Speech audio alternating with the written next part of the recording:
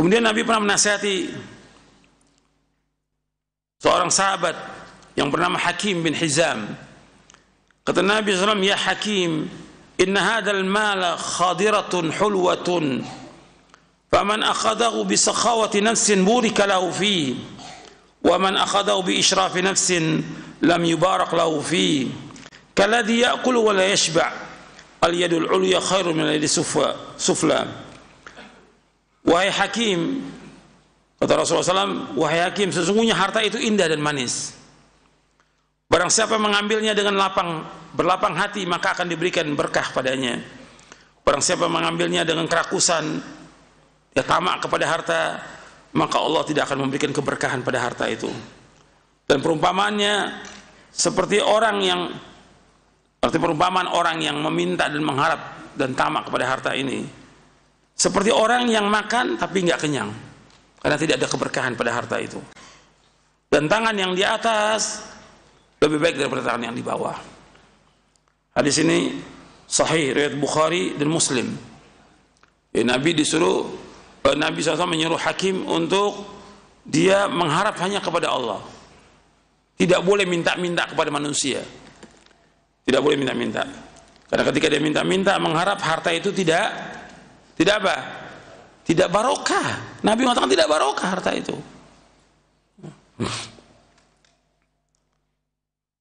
Dan tangan yang di atas lebih baik daripada tangan di bawah. Kemudian juga Hakim sendiri meriwayatkan, Hakim bin Hizam ini meriwayatkan dari Nabi SAW.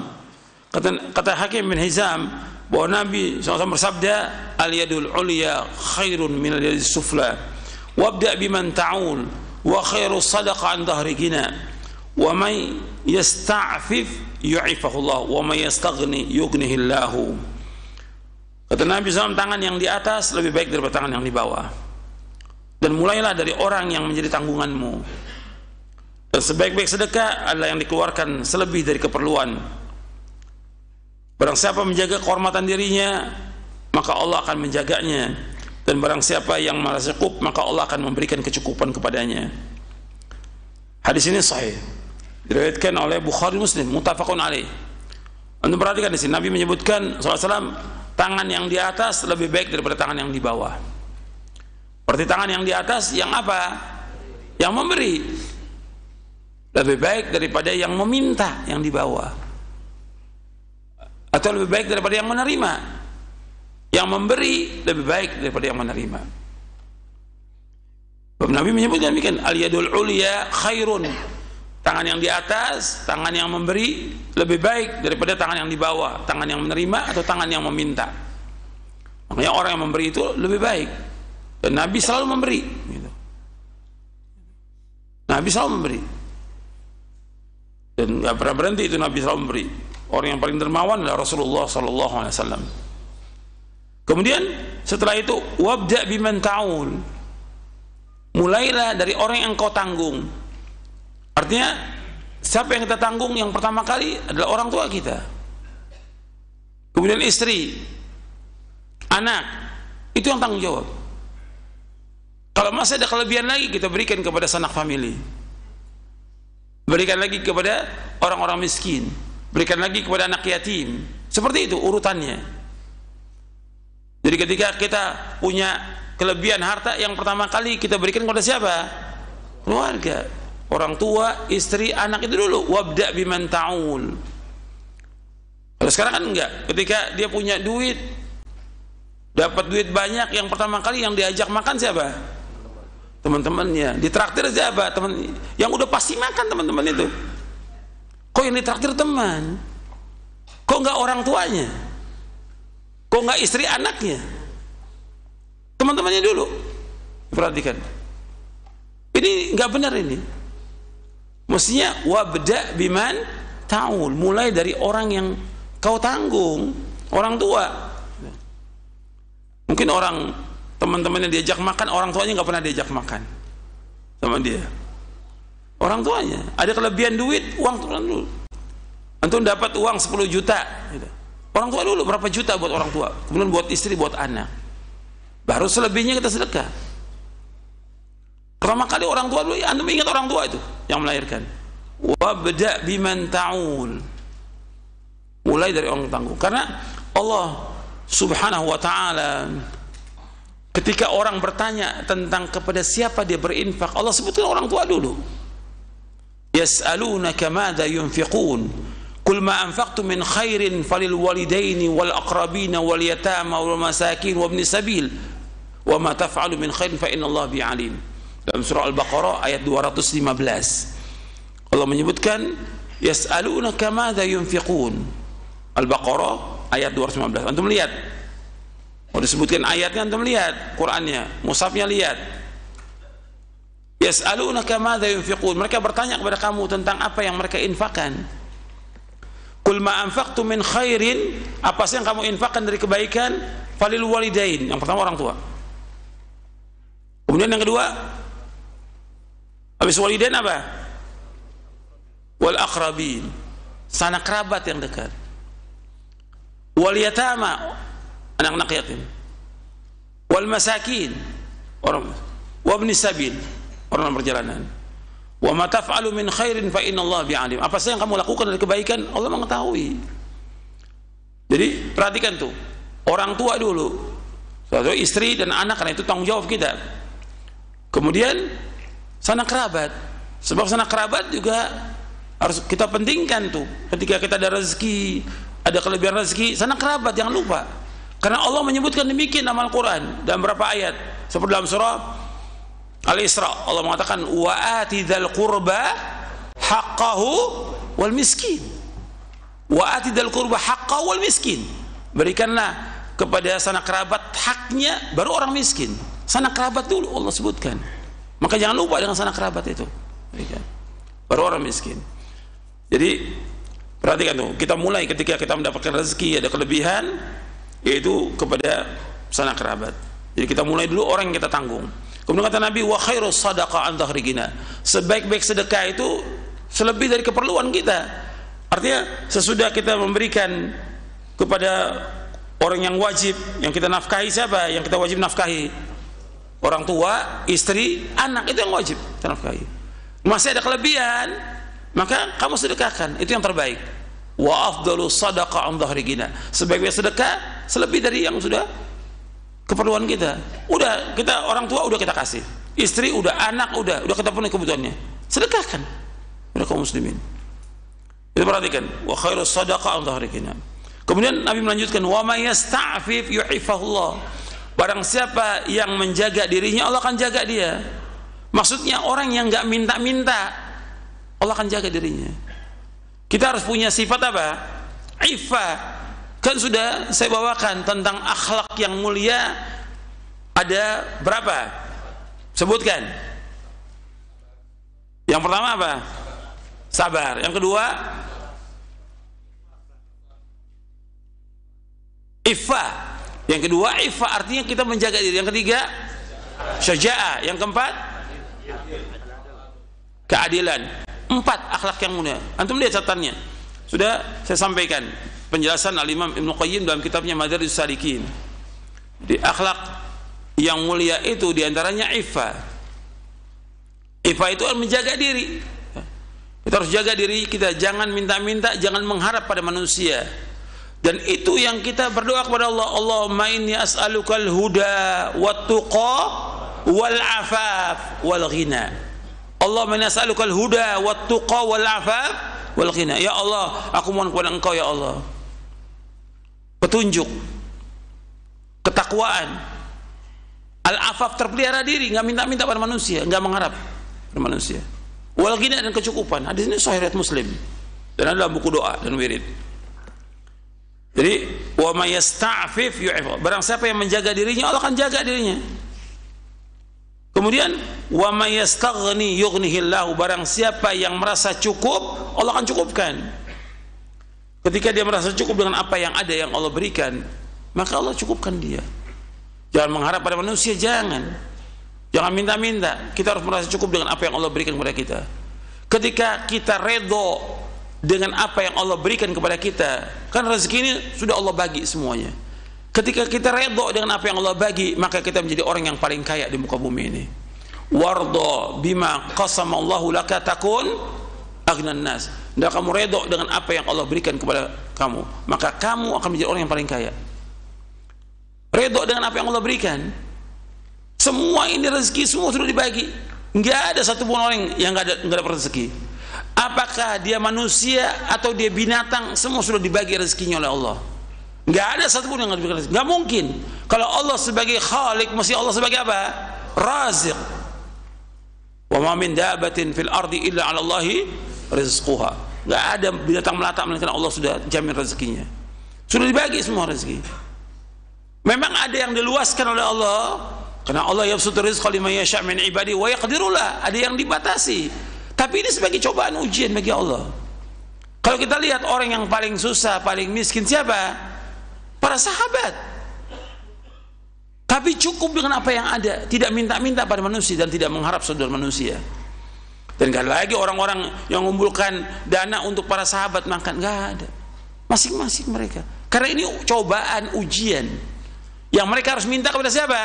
Allah. Maka Nabi ajarkan kepada Ibnu Abbas, idza sa'alta fas'alillah wa idza ista'anta fasta'in billah. Apabila engkau minta-mintalah kepada Allah, apabila engkau minta tolong kepada Allah. Nabi ajarkan kepada sahabat yang masih muda remaja tauhid kepada Allah. Iyyaka na'budu wa iyyaka nasta'in. Hanya kepada engkau ya Allah kami beribadah, hanya kepada Allah engkau ya Allah kami tolong. Itu ajarkan anak kita demikian. Jangan minta kepada manusia, jangan. Hatta permen jangan, enggak boleh. Haram minta pada manusia. Itu harus tekankan demikian. Sehingga kita hidup cukup dengan apa yang Allah berikan, kita jadi orang yang paling kaya di muka bumi. Jelas tuh, nas. Dalil-dalil ini cukup untuk jadi pelajaran buat kita bahwa kita merasa cukup dengan apa yang Allah berikan kepada kita. Makanya Nabi menyebutkan tentang orang yang beruntung, kata Nabi, qad aflaha man aslama wa ruziqa kafafan wa qannahu Allah bima ata.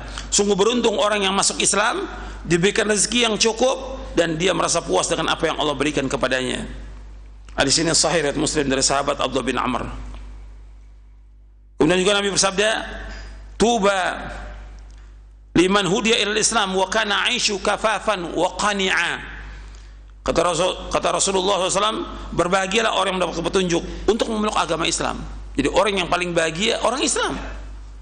Orang yang paling bahagia orang yang memberikan hidayah untuk masuk ke dalam agama Islam. Orang yang paling bahagia. Kemudian diberikan rezeki yang cukup dan dia merasa puas. Cukup bukan berarti kaya, bukan. Cukup dia untuk makan sehari, cukup. Besok dia cari lagi nafkah, cukup dia. Dia merasa cukup dengan apa yang ada, tidak minta-minta pada manusia. Mana ada sahabat minta-minta pada manusia? Sahabat orang yang mulia, dia nggak mau minta-minta pada manusia. Kecuali yang kondisi yang sangat-sangat terpaksa dia. Dan hadis ini sahih riwayat Imam Ahmad, Tirmidzi, Al-Hakim dan Tabrani dalam Mu'jamul Kabir dari Fadlah bin Ubaid Al-Ansari. Kemudian Nabi juga bersabda SAW, perhatikan.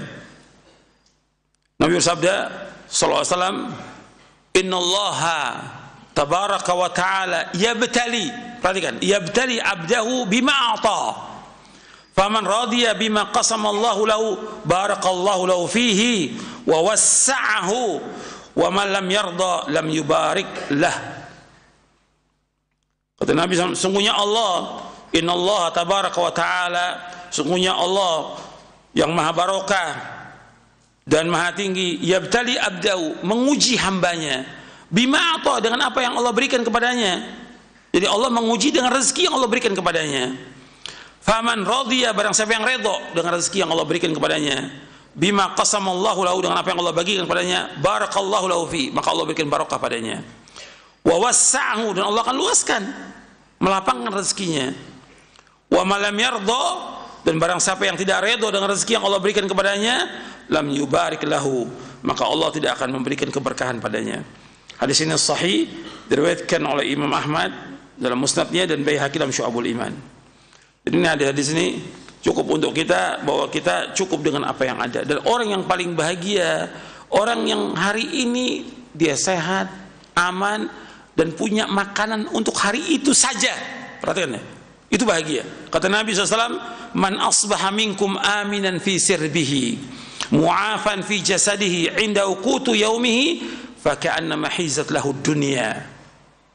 Kata Nabi SAW, barang siapa di antara kalian yang berada di pagi dalam keadaan aman pada dirinya, kita aman pagi hari, kemudian sehat badan kita, kemudian hari ini kita hanya punya makanan buat kita makan, satu gelas beras buat istri kita, buat anak kita, cukup. Faka'annama hizat lau dunya, seolah-olah dia memiliki dunia ini. Itu bayangan tuh. Ketika kita sehat, aman, kemudian punya makanan untuk hari ini saja, kita sudah memiliki dunia. Ini yang mengatakan siapa? Rasulullah SAW. Hadis ini hasan, diriwayatkan oleh Imam Bukhari dalam kitabnya Al-Adabul Mufrad, kemudian Tirmidzi dan Ibnu Majah dari Ubaidullah bin Mihsan Al-Ansari. Hadis ini hasan, dihasankan oleh Syekh Albani. Jadi anda perhatikan tuh, bahwa kita harus merasa cukup dengan apa yang Allah berikan kepada kita dan tidak mengharap sesuatu dari manusia, gitu. Dan kita jangan maksakan diri kita untuk minta-minta, dan juga jangan maksakan diri kita untuk utang.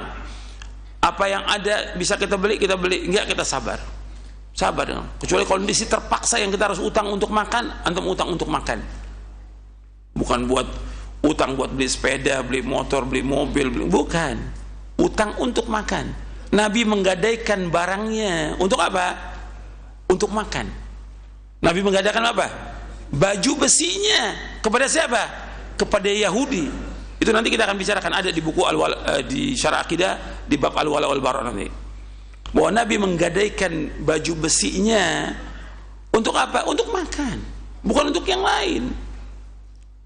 Jadi kita jangan gampang-gampang juga berutang. Kalau antum utang, antum segera bayar. Karena berat. Ruh kita ini nggak akan sampai kepada Allah sampai kita apa? Belum sampai kepada tempatnya sampai kita bayar utang. Nafsul mu'mini mu'allaqatun bidaini hatta yuqda anhu. Ruh seorang mukmin tergantung dengan hutangnya sampai dia bayarkan. Kalau dia belum bayar, belum masuk kepada tempatnya dia. Berat dia di hari kiamat. Berat. Dan Nabi tidak mau sholatkan orang yang apa? Utang. 2 dinar dia punya utang, Nabi nggak mau sholatkan. Suruh sahabat sholatkan, Nabi nggak mau sholatkan. Menunjukkan besar dan berat masalah utang itu. Nggak boleh antum menganggap remeh utang. Segera bayarkan, karena akan dituntut di hari kiamat. Berat itu. Dan bisa jadi orang muflis nanti, bangkrut. Ketika dia masih ada utang belum dibayar, maka yang akan dia bayar kepada orang-orang itu di hari kiamat tidak ada lagi uang, tidak ada rupiah, tidak ada lagi dolar, nggak ada yang dirham, nggak ada lagi. Yang dia bayar dengan apa? Dengan amal solehnya, sholatnya, puasanya yang dilakukan, dia bayarkan kepada orang-orang yang pernah dia utang. Sampai habis amalnya, dia bangkrut, dimasukkan dia ke neraka dengan sebab itu. Untuk perhatikan tuh, bukan masalah kecil, masalah besar. Jadi kadang-kadang kita ngaji, kan saya katakan ngaji, amalkan di antara bentuk amal ini. Jangan minta-minta pada manusia, jangan marah pada manusia, dan juga jangan berutang. Utang secara hukum syari boleh. Ayat yang terpanjang dalam Al-Quran tentang utang dalam surah Al-Baqarah terpanjang. Tapi bagaimana kita bermuamalah dalam masalah utang piutang ini? Kita berutang dengan siapa aja wajib kita bayar. Nggak boleh nggak remeh masalah utang. Dan ketika kita udah terbiasa untuk berutang, dan akan terus itu, ajarkan diri kita, istri kita, anak kita untuk tidak berutang. Ada kita makan, nggak ada kita sabar. Kenapa yang ada? Kecuali terpaksa, bahwa kita harus makan. Terpaksa ya harus utang, tapi bukan buat yang lain. Tapi ini harus perhatikan bahwa ini masalah besar, bukan masalah kecil. Dan hadisnya banyak saya bawakan dalam buku Ruh Seorang Mukmin tergantung dengan utangnya. Antum baca tuh di buku itu gitu. Jadi supaya kita nggak gampang-gampang masalah utang, dan juga tidak gampang-gampang dalam masalah minta-minta, karena minta-minta itu adalah kehinaan, kerusakan, kemudian juga merusak kehormatan, merusak tauhid kita, merusak diri kita, merusak orang lain, dan tidak ada keberkahan harta dari minta-minta itu. Mudah-mudahan yang saya sampaikan bermanfaat. Wassalamualaikum Muhammadin sallallahu alaihi wa sallam, wa akhiru da'wana alhamdulillahirabbil alamin.